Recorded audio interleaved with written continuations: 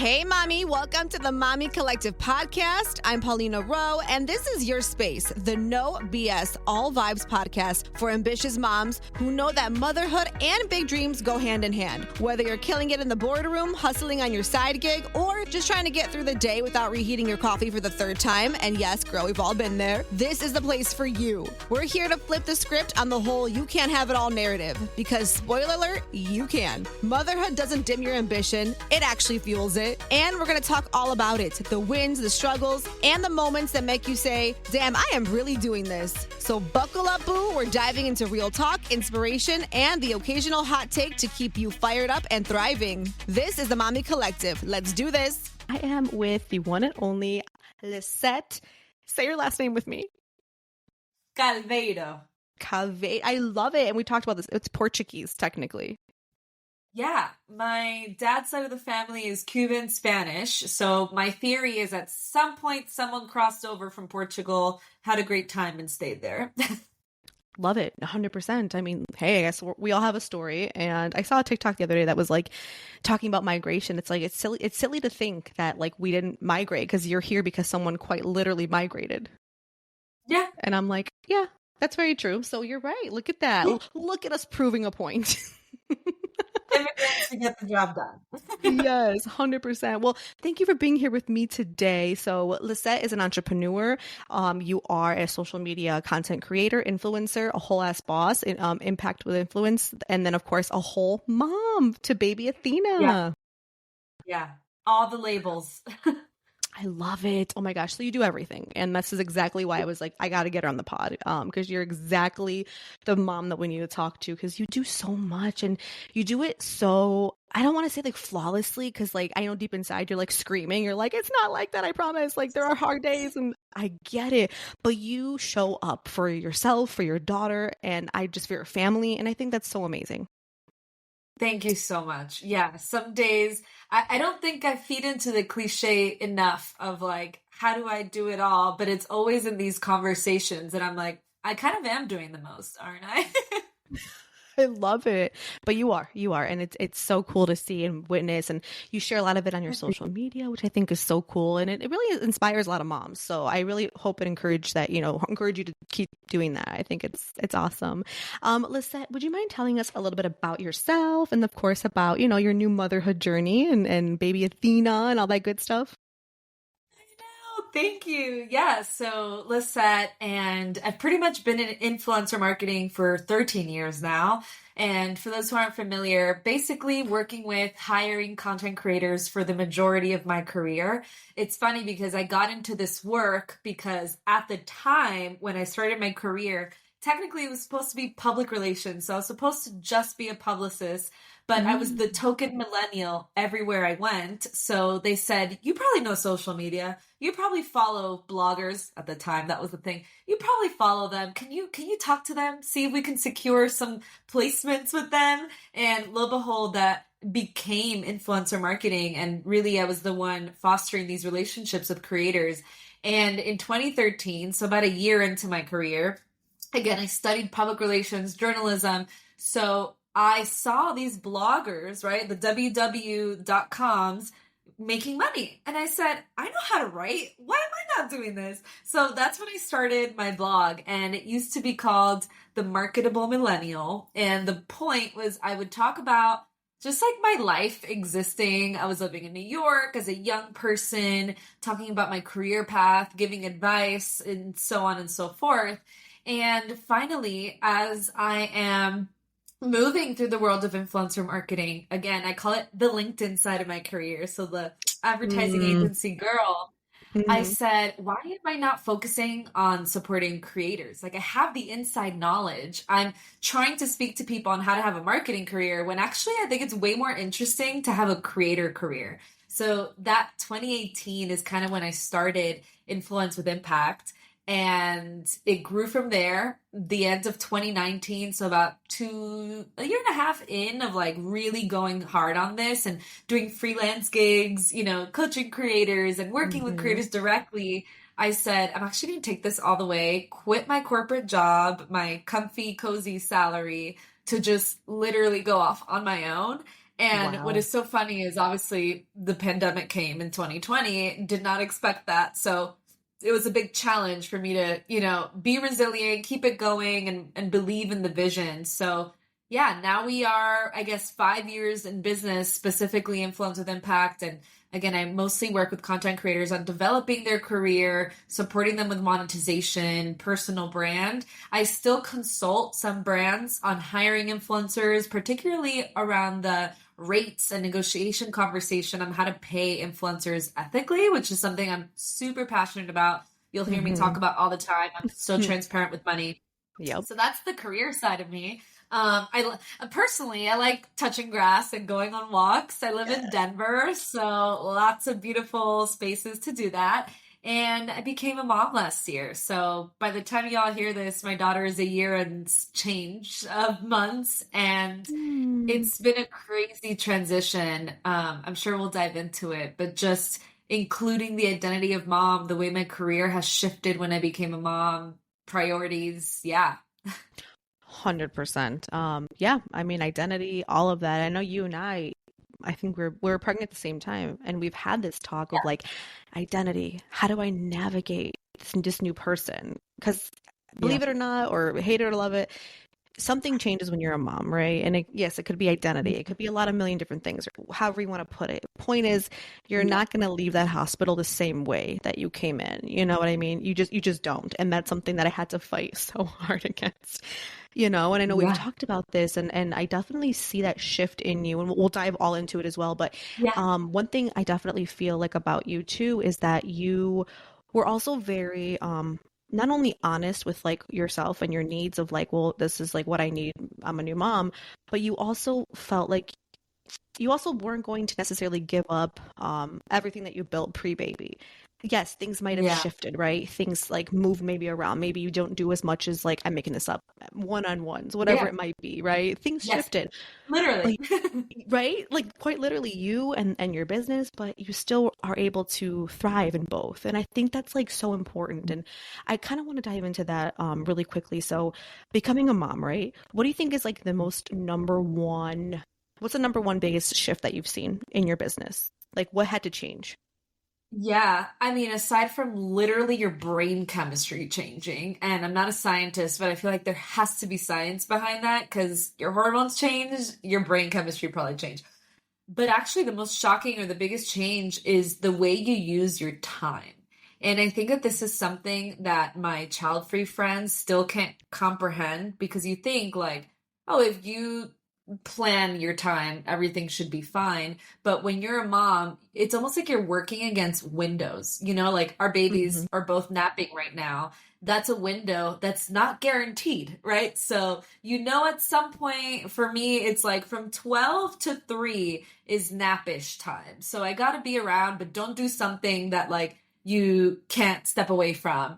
And then in the evening, obviously I have dinnerish time, but all these like windows of time, I think friends don't understand, and in a loving way. They just like don't get it, and it's been the biggest transition, and just everything just takes more planning than before, which I think is almost like invisible labor and invisible like energy use of your time that I previously didn't. That is a great point because I talk about the Mhm. invisible labor of like moms just, dinner planning, I'm sure in your house too. Like your Yeah, spouse probably helps you, but like at the end of the day, I feel like it just kind of falls on us. I don't know if it's just by default or what, but I never yeah, thought of the labor behind even you and I planning this podcast right now to sit down and record. right. This took planning of that emotional labor of just, okay, got it. Like we got to plan this nap time. She's having lunch. Dad is here. Yep. That's a good point. Everything is just a plan. 100%. And your content has, I would say, shifted a lot to like mom Yeah. content, naturally, of course. Yeah. Because I feel like you are one of those creators that you should give us like the inside look into your world. So I feel like, well, how could you not show us like the mom life, Yeah. right? This new side of you. Um, for moms who are listening who either want to start a social media career Yeah. or already might have one, right? Because a lot of moms listen to the podcast, Mommy Collective, but a lot of them want to tap into the social media world or maybe are kind of already in it. Um, a lot of them say, and sometimes I agree, and I hate myself for this. I know you're gonna beat my butt for this. Sometimes I feel like it can be oversaturated, like anything. And I Ooh, good. only say that because I'm like, well, a lot of people become moms and then they might gear their content that way. I know I did. And I'm like, well, how do I Mhm. stand out? How do I stand out to brands? How do I stand out just as a brand, right? As a creator? How do we do that, right? When we start, a new niche, if you will. And it might not be motherhood for everybody, but how does a mom do that, Sure. right? Or how can we do that? Yeah, and I do want to add, it's funny, I had so much resistance to that while I was pregnant. And for those who don't know, I hard launched my baby. So it literally was like Yes. a hard swing to the right. Or the left. And I essentially just said, well, it's not like that's going to become my thing. Like I don't know how many moms or parents follow me. Like, I'm not going to do that. But Mhm. during I called it faux maternity leave. So it was like maternity leave, but kind of fake. I said I would throw my content strategy out the window and I was just going to post whatever I wanted to post.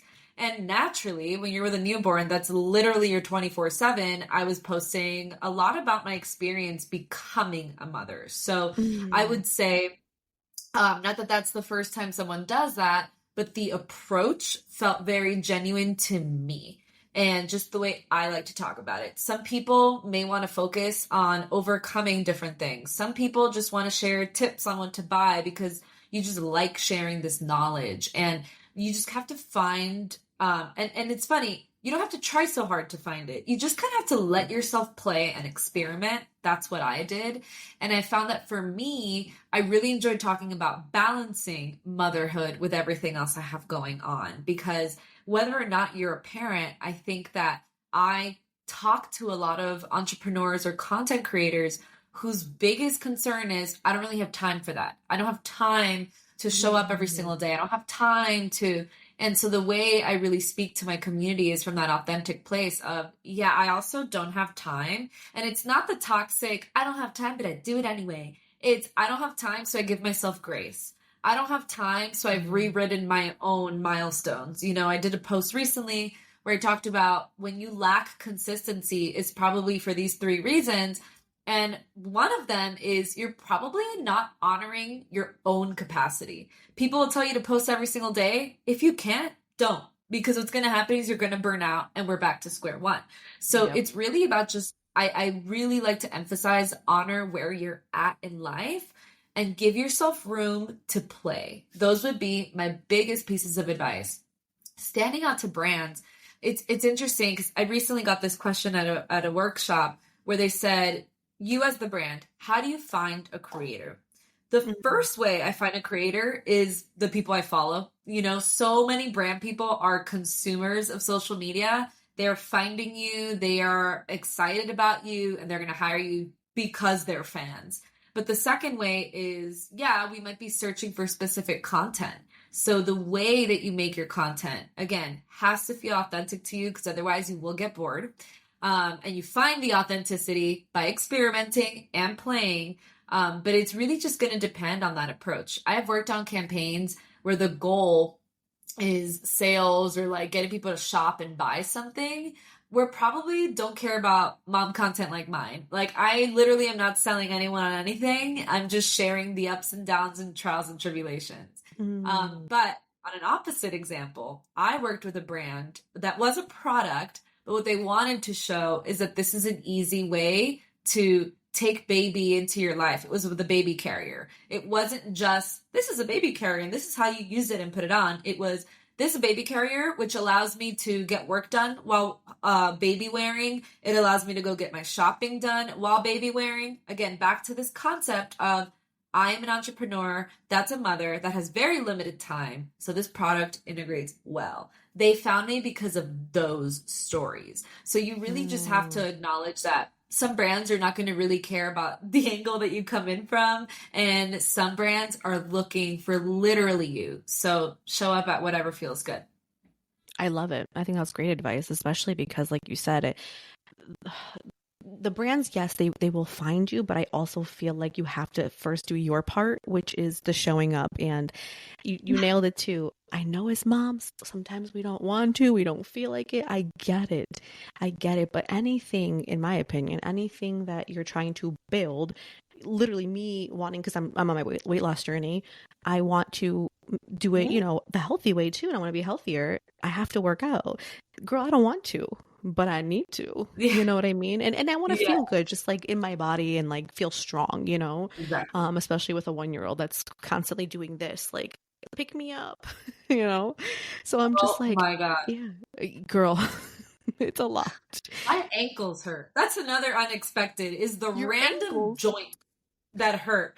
I'm like, this is ankles week. Like, how did that happen? I don't know. Maybe like gravity and her weighing more. The other day it was like, oh, my wrists hurt. Like, they take turns. It is random pieces of my body, which is really funny. Do you have like back pain at all, or because you didn't do epidural, right? I think you didn't. Yes, I did an epidural late in my journey. So I'm kind of like, I labored for, it's like 30 hours almost without Same. any pain management. And then my doctor was like, you need to sleep. And I said, give me the epidural right now. And now I'm like, I should have just done that from the beginning. What was I thinking? And I did not get any back pain actually from that. I had a lot of the swelling for a long time, which was very interesting. But it was kind of to be expected with like blood pressure things, not to get too scientific.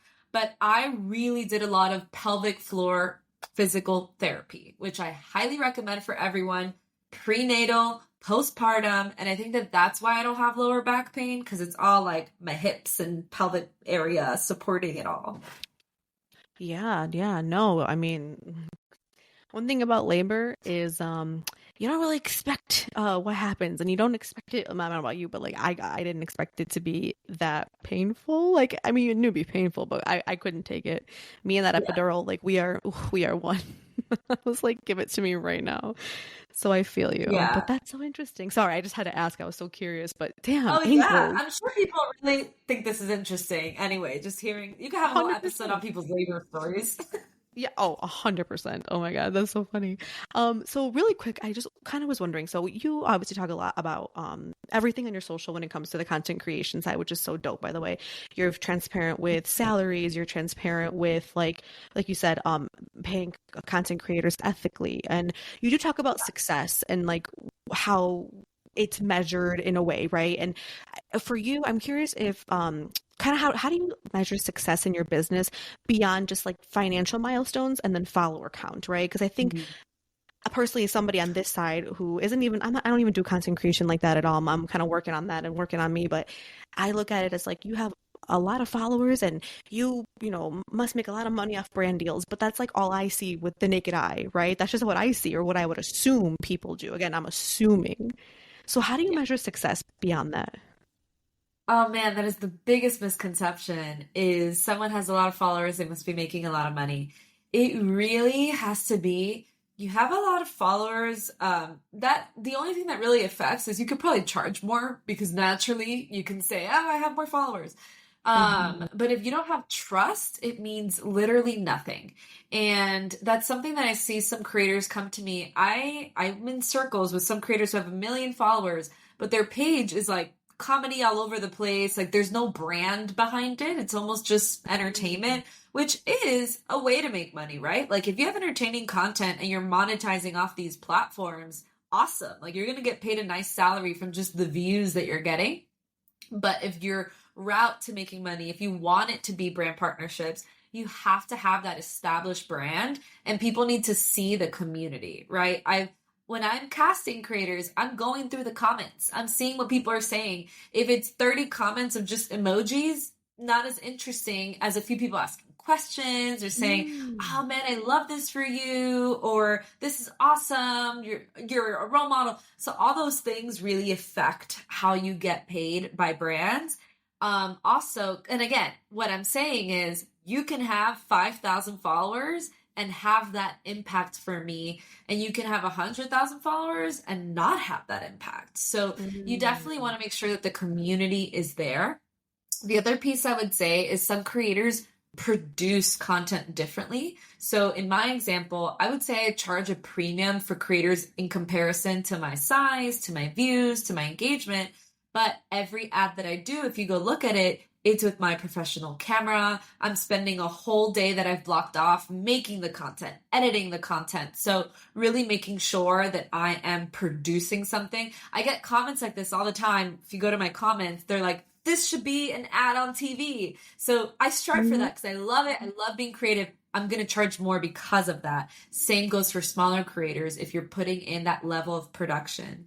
And the last thing that I think affects rates that people aren't seeing is your authority. And I think for you is a great example. You have authority outside of social media too. So when you're promoting something, when you're endorsing something, it means a lot more than just the follower count because you're someone in the community that people know. So if you are an expert in different categories, making sure that you know you can charge more. And then same thing, you might see someone that doesn't have a lot of followers, but maybe they used to be an editor somewhere. Maybe they do a lot of speaking engagements on a specific topic. Maybe they are owners of a business in that category that really gives them that authority. I work with a lot of creators just randomly who happen to be authors now. They can charge more because now that authority is, I'm an author. I'm not just a creator. So those I would say are the three big things: that trust, the production, and the authority are the things that we're not really seeing people can charge more for and get paid more for. Oh, that's good. That's good. Well, thank you for clearing that up because I think there's so many of us who think like that, right? And naturally, we're like, oh, you've got, whatever, 50,000 followers, like you must be. But it's like not always. You're absolutely right. Yeah. So it kind of also reminds me, I know when I've done your course, I was in one of your classes, and you guys talk a lot. We talk a lot about storytelling, right? And I think we hear that a lot too. And I know you're really big on that. So how do we storytell on social media, right? How do I tell my story to my audience? Yeah. What our motto for Influence with Impact actually is for purpose-driven storytellers. And I think the biggest key is no matter what category you find yourself in, no matter what type of content you're making, I really need you to answer, why does it matter to you, or why is it exciting for you? And you've been through those processes where we literally force you to do that. And the first part is you have to know your own story. You have to know your signature story, right? For me, it's the girl who was working in influencer marketing and wanted to advocate for more, right? As just one example. It can go as deep as, daughter of immigrant story that taught me how to advocate, how to move through adversity. That is why today I like to advocate for creators. Like, these are just examples. You have to kind of figure out, like, journal, brain dump, whatever it takes, get that signature story out of your brain, because that's what will almost become the foundation for what you go back to. Because, for example, if I wanted to talk about being on a podcast, right? I want to do a post that said, I had so much fun being in the Mommy Collective podcast. I can lean on that story. I can lean on, for so long I've been advocating for creators, and now I get to advocate for the motherhood experience. So simple, but that connection comes from, I just know my own story and I can link back to it. So with storytelling, it starts with that foundation. And I would say the second thing is, whenever you're telling a story, I really like to think about, again, if I'm trying to monetize, my goal is to get to people to trust me, to be a part of my community. Yes. I really ask myself, what might they need right now? So in this example, right, let's say I'm talking about being on a podcast. I can also have done that post by starting with what I want people to get. So value, right? Maybe what I want to express is, my community, they're a little afraid of being honest about their experience. That might be what I'm thinking. When I'm making this post about being on a podcast, I might say, oh my God, I'm so excited I was on this podcast. This is your sign to share your story, right? That's it. It doesn't have to be complicated. It doesn't have to be a 5-paragraph caption, but that might be something that I thought my community needed. So it's really just know your foundation and then think about the other person on the other side, because that's how you're going to build that engagement. Absolutely. How does that convert storytelling? How do we do it on social? Like, and this is a silly question, like does the creator pick up a camera and literally like just do it the same way you just did right now if they're telling their story to the audience? Or do we do it through Yeah. content? Is it supposed to be funny? Like how would you recommend like for someone to show up and be able to, tell their story? Amazing question. I am a big believer, and you have to think about the conversations first, and then that conversation can be like 30 pieces of content depending on where your skills lie. So that Mm. example that I just gave, it could literally be a carousel of me and like photos trying to make it inspirational. It could be a trending sound or a trend right now that I'm giving this concept, right? Like I know the conversation I want to have is the importance of telling your story, right? Let's lean on that. And one example, I'm just thinking of a random trend right now. There's Hmm. this sound that goes, no, no, la policía. It's like basically Oh, someone saying no, like I yeah. will not do that. So I could put text on screen that says, in quotes, right? Like, keep everything to yourself, keep everything private. And the trend is me saying, no, no. And what I want to tell people is the importance of sharing your story. Just say it out loud, be transparent, boom. It could have also been a reel of me speaking to camera and just giving you that. It could also be a fun video with, it could be a vlog of me sharing my whole day. And boom, here comes the podcast moment of my vlog, and I share that little nugget. So you literally can do whatever you want. It can be entertaining, it can be a joke. It has to be authentic to you because, again, otherwise you're going to get bored. You're going to get burnt out. There's literally no one way to make content. But I would say whatever you find is the way you like to tell stories, try to stick to it. Because one thing I do Hmm. notice is that creators, again, in the beginning, I want you to experiment. But then there are some creators who've been doing it for a while, and then they see something else is trending, and then they see something else. That video might not perform well. And then you're stuck thinking, did I do something wrong? No, it's just not your thing, not what people really like from you or expect from you. So stick Mm. to whatever. And again, I'm not the person who will say, do it for the algorithm, only do the stuff that performs well. You still have to be excited about the content you're making, but don't force yourself to feed into what you think someone else is doing and is working for them. Is it like, and maybe this is like a silly question, but is it bad if a video performs not as like it's not as popular or it doesn't perform as well? Like, is No. it bad for like the brand? Is it bad for my page?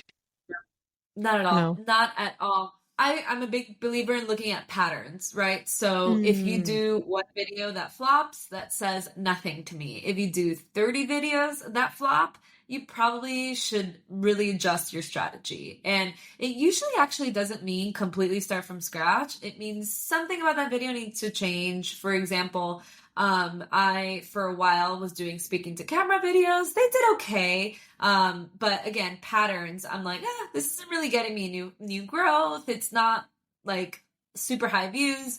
So what I did actually is I turned it into a series. And again, very me. I am like Miami, sailor mouth, spicy. I am the spicy Latina trope. And the series was called Shit Influencers Never Talk About. And that Mm. series, like I grew like 10,000 followers just from that series alone. Which Oh. again was like, I could have quit. I could have said, oh, speaking to camera videos don't work. Like, let's do something else. But I said, what is it about that? Like, could I revisit my hooks? Is it that? Could I revisit, could I make this a series? Could I make it easier to understand? Can I hook people in differently? So just like little tweaks is what I usually recommend when you're doing patterns over time. And things are going to flop. I think the last few months specifically, the algorithm was because we introduced trial reels and people were posting like 100 reels a day. The trial reels Whoa. basically don't go to your followers. So they just go into the internet sphere. So no one's really going to know if you posted 100 or not. And people were really abusing this to the point where everyone's views went down because there was so much content out there. As of right now, they actually reduced it. So the limit is 25 per day, which is still crazy. But now people Mm. can only post 25 videos a day hopefully that's going to regulate the amount of content out there. So flops are totally normal, totally fine. You have to keep going. I tell all my clients, if you have done it 30 times, all right, let's talk. But if you haven't, that means nothing to me. Oh, no, that's great advice. Again, the moms listening who are really trying to grow their social or, build something new on social, like this is great advice. So please take it. I love it. So really quick, I want to dive kind of into back into your business. Ever since having Yeah. Athena, so having your daughter, has your structure changed? Like, are you doing less of this, more coaching? Are we doing Yeah. more group stuff? Like I'm assuming it's had to sort of shift. So like, what are you sort of focusing on now?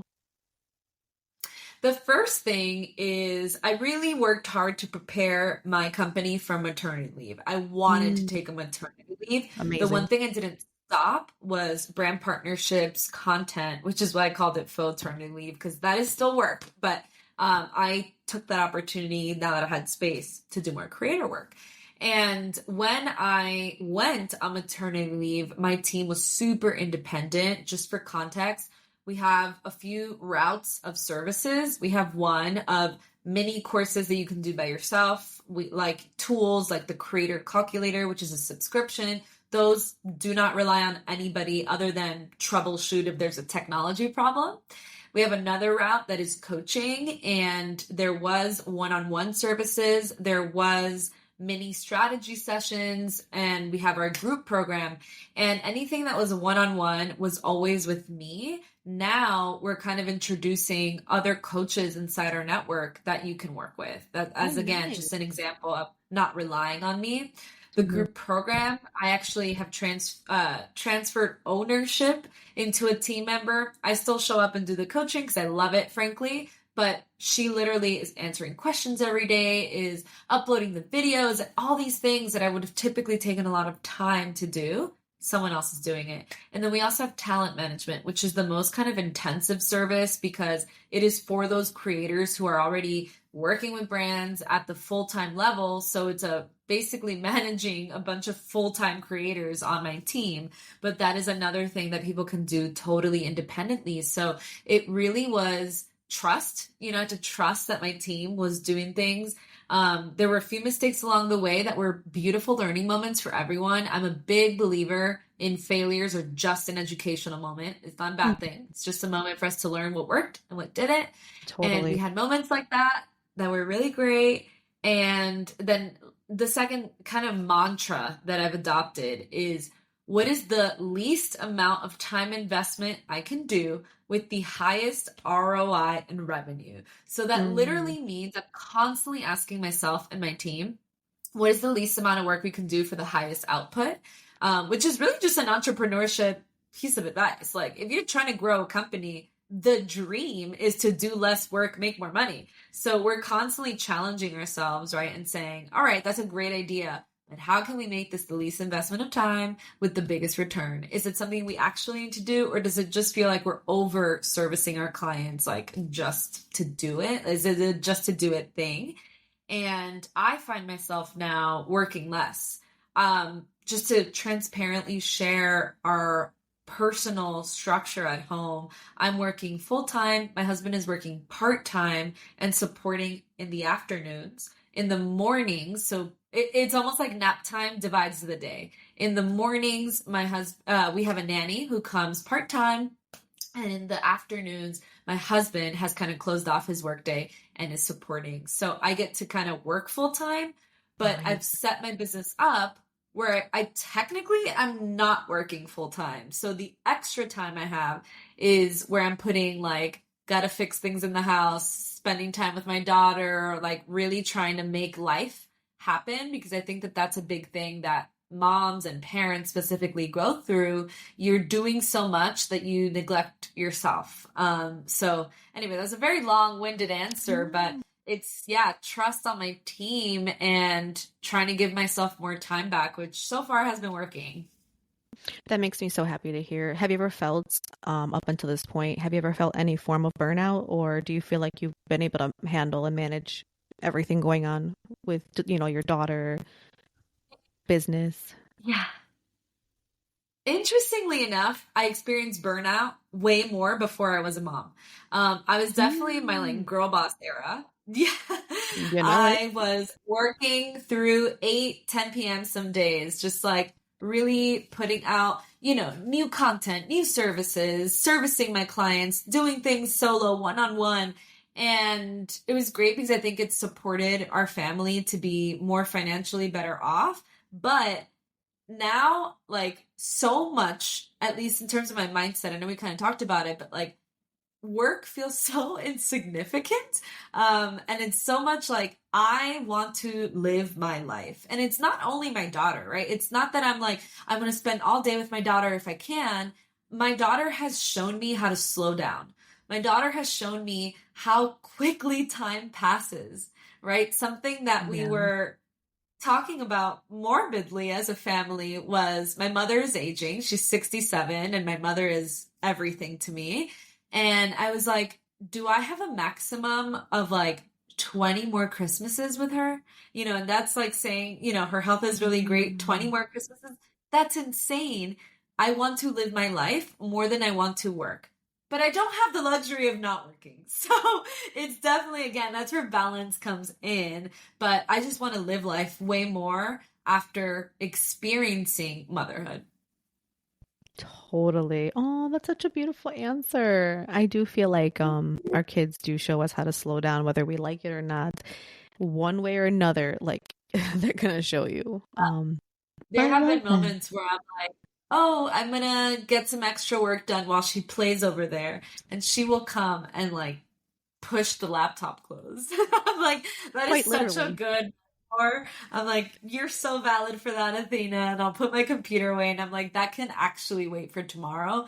Don't know why I rushed myself to do that. So it is a beautiful piece of motherhood. I love that. Oh, I love seeing you as a mom. It's just, it warms my heart so much. And And Athena's so likewise, adorable. yeah. She's like the cutest. Like, I'm like, oh my God. I love like just when she comes up on your social, when you post her and stuff, I'm like, she's so funny too. I love funny babies. She's the funniest kid. Like everything that she does. And maybe again, like we all think our child is the best thing in the world, and they are, right? For yourself, for your world. But she literally is obsessed with Elmo. This is a tangent, but obsessed with Elmo. And every like 30 minutes, she'll come up to any of us and say, Elmo? Elmo? And then when we put an Elmo song, we literally have our Alexa's like set up to like there's a like code word that we say to just turn on Elmo music. And it's funny because then once it's on, she just yeets herself. She's like, yeah. Okay, there goes her. And But there she she's like, goes. yeah, and like literally head banging Elmo, and I'm like, it's so funny because it's like the ABCs, and she's like, hell yeah, and yeah, it's the fun part of being a parent. That is so freaking cute. Oh my God, I love that. So my last question for you is, kind of wrapping this all up in a pretty bow because I feel like we really not only get to know you, but and all sides of you, like the business side, creator, obviously mother, which is truly who you are. And I think you wear all the hats just amazingly, if that's even a word, amazingly. What legacy do you hope to build when it comes to like business, motherhood, right? Storytelling, all the things we discussed today. How do you want Athena to see your journey? Wow, that is such a good and deep question We're that I getting deep. haven't reflected enough on. Now that you ask it, I'm like, I really need to see that. But what I think for Athena is I want her to know that you can live an authentic life. I make a Mm, lot of decisions in my personal life and in my business life that I feel double down authentic about. One example is, there's a lot of stuff happening politically right now. Fun fact, mhm. one of my jobs throughout my early career was I worked for a congressperson in Florida during a session. So I have politics experience. It's not out of the norm for me to talk about this. but I'm very outspoken about things that matter. Or matter to me. I'm very outspoken about issues that are kind of taboo. I talk about my miscarriage and reproductive rights. Like, these things are very taboo. Whereas someone from the outside looking in might be like, oh my God, it's a business. Like, is this affecting you? And the reality is, I don't care if it affects me. So I'm not even thinking about, did this affect me? I'm like, I don't care. Whatever I'm doing is going to lead me to the right people who also align with my values and my beliefs. And Absolutely. you may call it an echo chamber. I just threaded about this. I was like, God forbid a girl wants peace. I want peace. I don't care what that means with an echo chamber. And that's just one example. But even in my personal life, I have a lot of boundaries. If I need a rest week, I don't have FOMO on saying no to people. So I think just making sure that she knows that she can live an authentic life, that it is safe for her to be fully, wholeheartedly herself, and everything else will work itself out. She'll find her people. She'll find her mission. I think that's what I really want her to get from watching me as she grows up. 100%. And I think she will. You've inspired a lot of people. You've helped a lot of people, whether you know it or not, as far as like maybe even just like start an Instagram account, right? And literally start from scratch. Yeah. You've helped creators grow. You've helped creators get brand partnerships, which is just such a dream for people. So I think you're doing amazing. And I think Athena's going to be so proud of you. And I'm just so excited for her to like keep growing and, being able to like kind of just see her mom's influence, her impact, if you will. That's so sweet. I'm really working on accepting love. So deep breaths, but that was so kind. And I think likewise, right? Like, you're holding space to share these stories, which I think is so beautiful, and helping us kind of navigate how we reflect on this. Like, great questions. Thank you. Well, thank you so much for coming today. Lissette, where can we follow you on social, or, if you are taking clients one-on-one, or of course, like the group classes that I was a part of, where can we do all that? So at Lissette Calv, you can kind of follow me, that personal journey. We do have Influence with Impact has its socials, very focused on creator tips. So if you're like, I just kind of want the creator tips, education, I don't really need Lissette's entire life. Oh my gosh. You can go there. And we also post on there and on my personal page when different things launch. So for example, our group Mastermind for Creators, which I'm really proud that it's not just learning how to be a creator. Like, every week we're having conversations that are so deep. We have one creator that's a great example that she's been stuck on perfectionism and doesn't want to show up. And this week we encouraged her to just post, like, in your car, nothing special. And so that's a space for those things where you can kind of grow as a human too. And subscribe to our newsletter, because that also is another place where you get to find out things first. We actually launch a lot of things to our newsletter first, because those people are really engaged. So I want them to get it first. Love it. Yes. I subscribed to newsletter, and you just literally today, you guys sent an email about something you have coming up. I believe it's a webinar workshop. So like, again, subscribe so you don't miss anything. Yeah. Love Thank it. you. Of course. Lissette, thank you so much, and we'll talk to you soon. Bye.